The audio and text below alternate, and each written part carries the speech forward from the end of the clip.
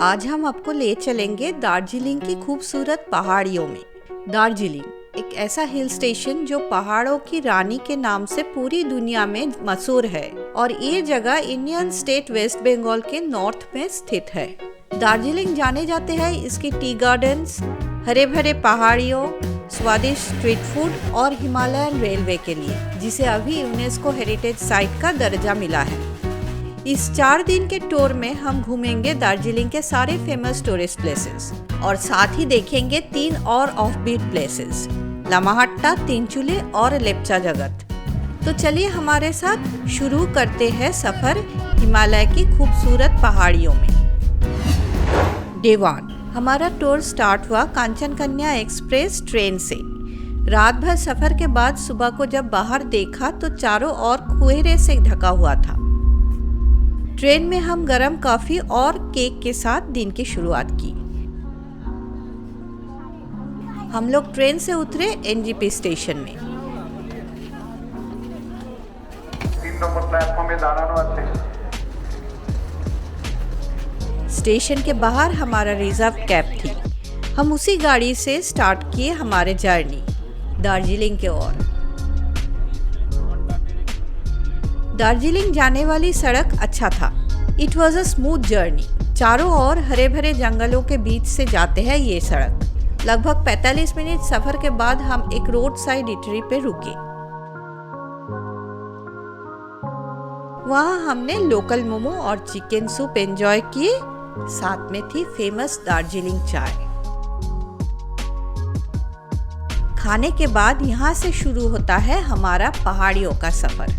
इस twisted road पे चलते हुए हम आ गए हमारे पहला डेस्टिनेशन रोहिनी में, जो कि दार्जिलिंग से 66 किलोमीटर की दूरी पर है। रोहिनी टूरिस्ट और लोकल लोगों के लिए एक पॉपुलर पिकनिक स्पॉट है।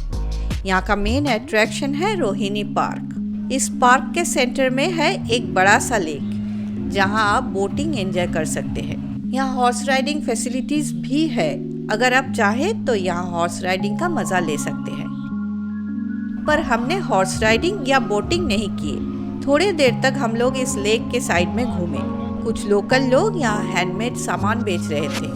हम भी वहाँ से कुछ चीजें खरीदे और 40 से 45 मिनट यहाँ घूमने के बाद हम चले हमारे आज के दूसरे डेस्टिनेशन की ओर। अब हम आ गए हमारे दूसरे डेस्टिनेशन में। ये है गिड्डा पहाड़। ये कार्शियांग का एक छोटा सा विलेज है। यहाँ आप देख सकते हैं पहाड़ी के ऊपर एक व्यू पॉइंट है। हम उस टॉप व्यू पॉइंट में पहुंचे इस सीढ़ियों पे चढ़कर। जिस दिन हम वहाँ गए उस दिन गिड्डा पहाड़ व्यू पॉइंट में काफी भीड़ थे। सारे लोग चारों ओर के सुंदर नजारे का आनंद ले रहे थे और सेल्फीज ले रहे थे। हम भी यहाँ आधे घंटे तक रुके। ऊपर से नीचे का व्यूज अमेजिंग था, बहुत ही सुंदर। It was heavenly. View point के नीचे एक सुंदर टी गार्डन है। यहाँ आप लोग घूम सकते हैं चाय बगीचे के अंदर।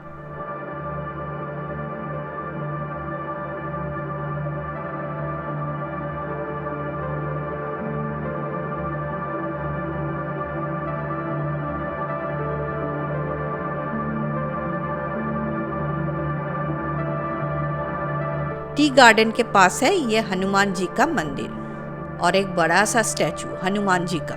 अब वक्त हो गए हमारे नेक्स्ट डेस्टिनेशन में जाने का।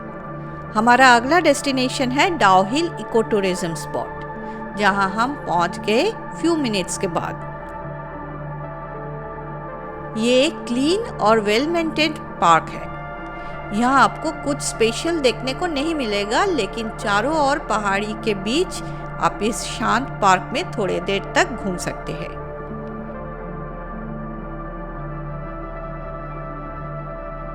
यहाँ से हम गए डाउ हिल फॉरेस्ट देखने।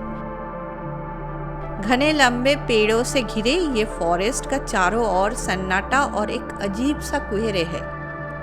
जब आप यहाँ घूमेंगे तो एक अजीब सा फीलिंग होगा, जो हम लोगों को भी हुआ था और हमें लगा ये माहौल ही इस प्लेस के बारे में बताए गए सारे हॉरर स्टोरीज का बेस है।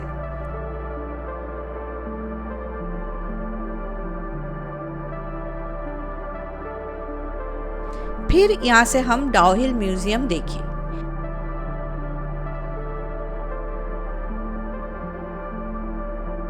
कर्शियोंग में लास्ट में हम लोग देखे डाउहिल स्कूल।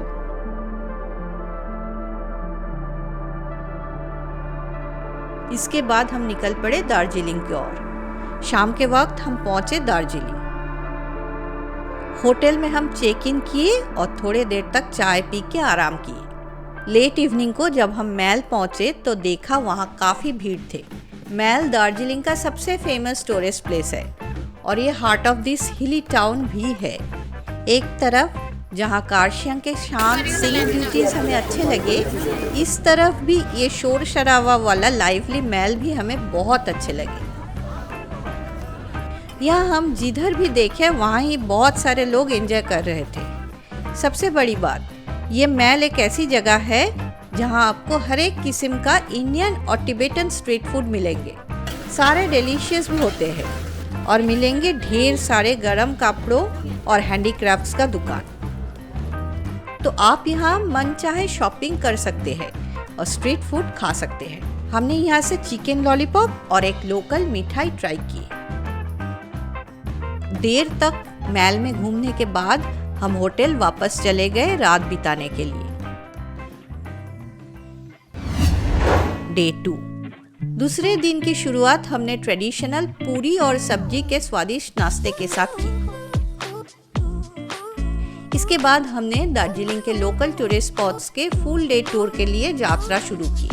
मैल क्रॉस करके हम अपने पहले डेस्टिनेशन महाकाल मंदिर की ओर बढ़े, जो ऑब्जर्वेटरी हिल के शीर्ष पर स्थित है और भगवान शिव को समर्पित एक पवित्र स्थल है। ये मंदिर 1782 में लामा दर्जे रिंजिंग द्वारा बनाया गया था और ये एक धार्मिक स्थान है जहाँ बौद्ध और हिंदू धर्म शांति से एक साथ फॉलो किए जाते हैं। हम पहाड़ी पर चढ़कर मुख्य मंदिर परिसर तक पहुँचे।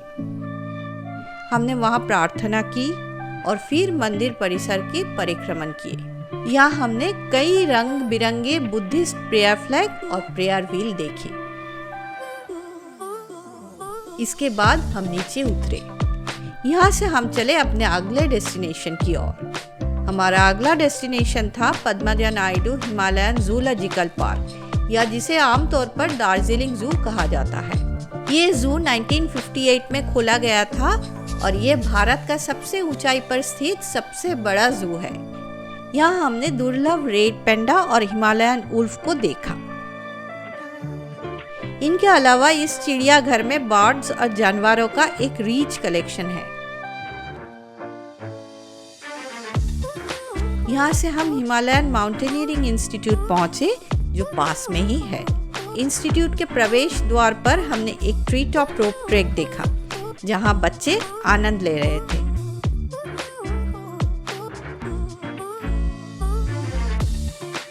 हमने यहाँ के म्यूजियम को देखा।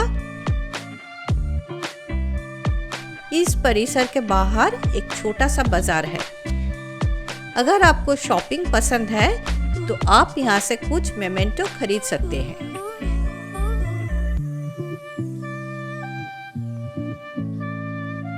हमने यहाँ कुछ स्नैक्स खाए और चाय पी, लेकिन इसका स्वाद मैल में पिछले शाम को पी गई चाय जैसे नहीं थी। इसके बाद लगभग 30 मिनट की ड्राइव के बाद हम पहुंचे दार्जिलिंग पीस पैगोडा। ये एक जापानी शैली का मंदिर और बौद्ध स्तूप है, जो पहाड़ी के शीर्ष पर स्थित है। इस पैगोडा में अब बुद्ध के 4 अवतार को देखेंगे, जिनमें मैत्रेय बुद्ध भी शामिल है। ऊपर से आसपास की पहाड़ियाँ बहुत खूबसूरत लग रही थी। इस पैगोडा के ऊपर हम लोगों ने लगभग 1 घंटे बिताई। यहाँ की यात्रा समाप्त कर हम घूम मोनास्ट्री की ओर बढ़े। ये एक प्राचीन बौद्ध मठ है। मठ बहुत ही साफ सुथरा और अच्छी तरह से संरक्षित है।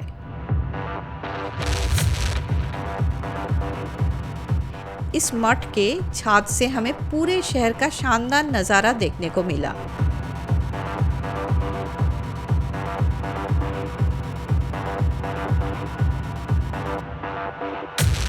मठ से निकलने के बाद इसके प्रवेश द्वार पर हमने रोड साइड स्टॉल से ऑथेंटिक दार्जिलिंग मोमो खाए जो बहुत स्वादिष्ट थे। यहाँ से हम बतासिया लूप की ओर बढ़े। बतासिया लूप एक ट्विस्टेड रेलवे ट्रैक है जिसे दार्जिलिंग हिमालयन रेलवे की चढ़ाई को आसान बनाने के लिए डिज़ाइन किया गया था। यहाँ ट्रैक एक पहाड़ी के चारों ओर घूमता है, सुरंग से गुजरता है और फिर खुद पर लूप बनाता है। हमने यहाँ UNESCO heritage site Darjeeling Himalayan railway को देखा। ट्रेन को पहाड़ी की चोटी पर चढ़ते और फिर नीचे उतरते देखना एक अद्भुत अनुभव था।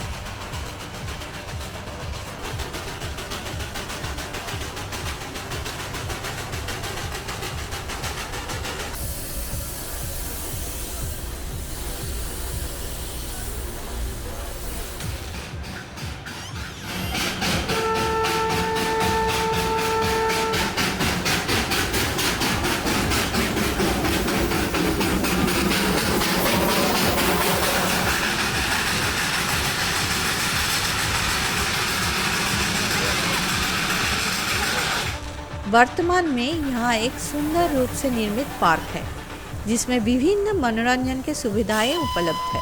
हमने यहाँ एक मज़ेदार समय बिताया। शाम के समय हमने दार्जिलिंग महल के पास एक प्रसिद्ध चाय की दुकान में टी टेस्टिंग किए। ये एक अनूठा और शानदार अनुभव था।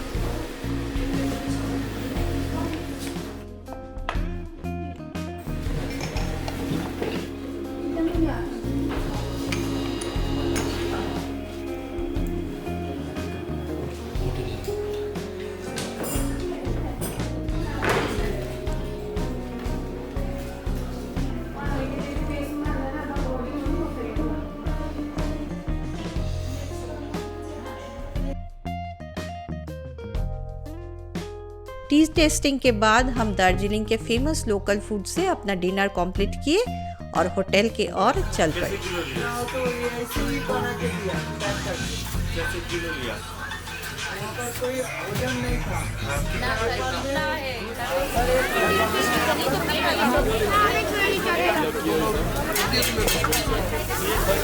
भैया हम लोग को भेज चाहिए। हाँ हाँ आप बना दीजिए।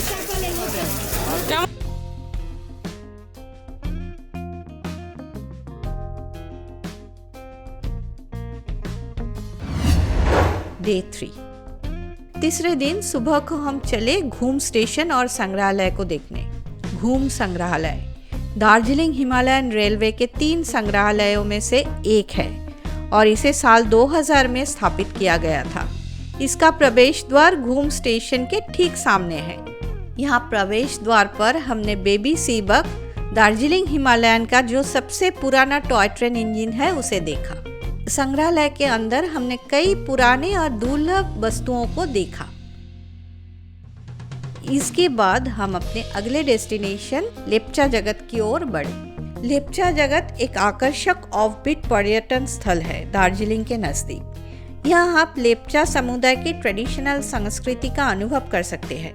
ये शांत पहाड़ियों के बीच बसा हुआ छोटा सा विलेज है जहाँ हमने पाइन फॉरेस्ट और इको टूरिज्म सेंटर का भ्रमण किए।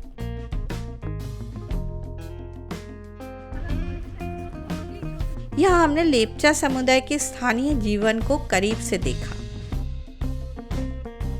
इसके बाद हमने दिन के तीसरे गंतव्य टाइगर हिल की यात्रा की। यहाँ से हमें आसपास के पहाड़ों का शानदार दृश्य देखने को मिला।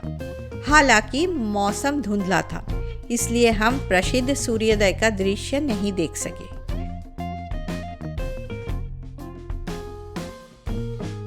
वापसी के दौरान हमने एक छोटे लोकल रेस्टोरेंट में लंच किए। यहाँ हमने मोमो और थुक्पा खाए जो तिब्बती खाना है।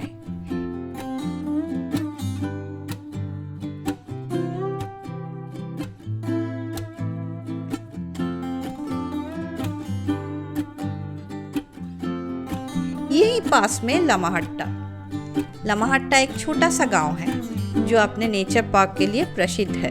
हमने इस खूबसूरत और वेल मेंटेन पार्क में कुछ समय बिताया। फिर हमने पहाड़ी पर स्थित एक छोटे से लेक तक चढ़ाई की।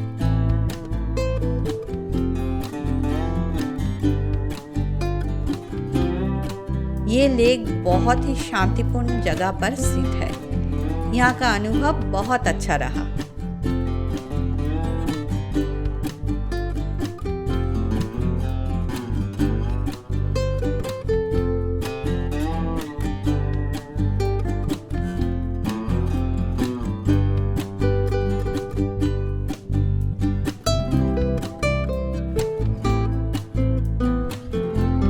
इसके बाद हम अपने दिन के लास्ट डेस्टिनेशन तीनचूले की ओर बढ़े।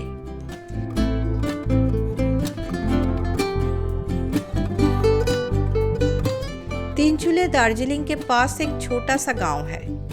यहाँ की हरी भरी पहाड़ियाँ, चाय के बागान और सीनिक सड़कें इसे बेहद सुंदर बनाते हैं।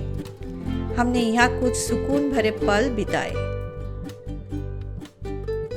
चाय के बागान देखने के बाद हम वापस दार्जिलिंग लौट आए। हमने वहां रात बिताई। डे 4 चौथे दिन हम लोग इस टूर को खत्म करते हुए एनजेपी स्टेशन की ओर निकल पड़े। साथ में ले चले ये यादगार सफर। इस टूर के रिलेटेड बुकिंग डिटेल्स के लिए डिस्क्रिप्शन बॉक्स में दिए गए नंबर पर संपर्क करें। तो ये थे हमारे दार्जिलिंग का सफर। आशा करते हैं आपको ये सफ़र अच्छा लगा।